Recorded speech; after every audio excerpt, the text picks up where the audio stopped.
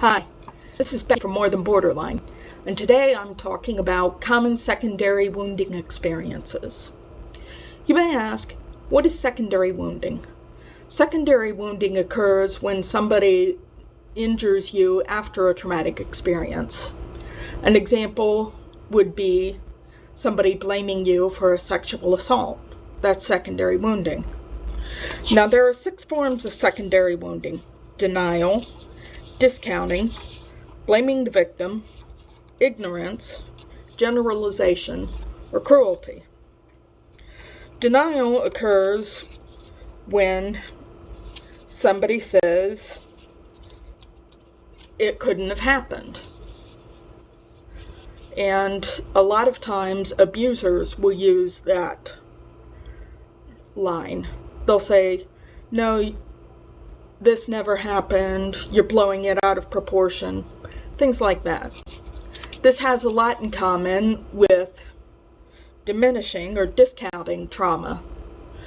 An example would be, how could this affect you so much? Other people have been through the same thing and not done what you've done, which has been said to me. And that's also very painful for a trauma survivor, to be told their trauma was no big deal. Blaming the victim is another form of secondary wounding, and you often see this in sexual assault cases. You shouldn't have worn that dress, you shouldn't have walked through that neighborhood, you shouldn't have been drinking, things like that. Blaming the victim for their trauma is often the most common form of secondary wounding, and it can be extremely traumatic to get over. I recommend therapy for anybody who has been blamed for their trauma. It's important to remember you did not choose to be a trauma victim, and therefore you do not deserve any of the blame for what happened. Ignorance of trauma is another one. That's when people just don't understand, and they say something like, well, how can you have PTSD from just basic training in the military?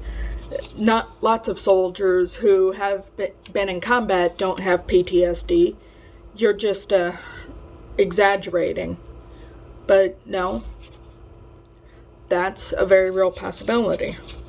Generalization is one of the social consequences of being labeled a victim. People automatically generalize your statements through the lens of trauma survivor. They'll assume you're less capable, or you're mentally unstable, things like that. And cruelty is the final form of secondary wounding. And I really can't think of an example for that, but many secondary wounding experiences feel cruel.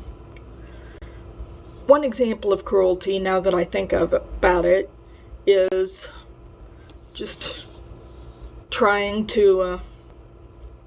is retaliation against the victim for reporting the trauma, or just striking someone who is crying, things like that. Anyway, that's secondary wounding, and for more information you can look up secondary wounding on the internet and Google it and hopefully learn something. Take care.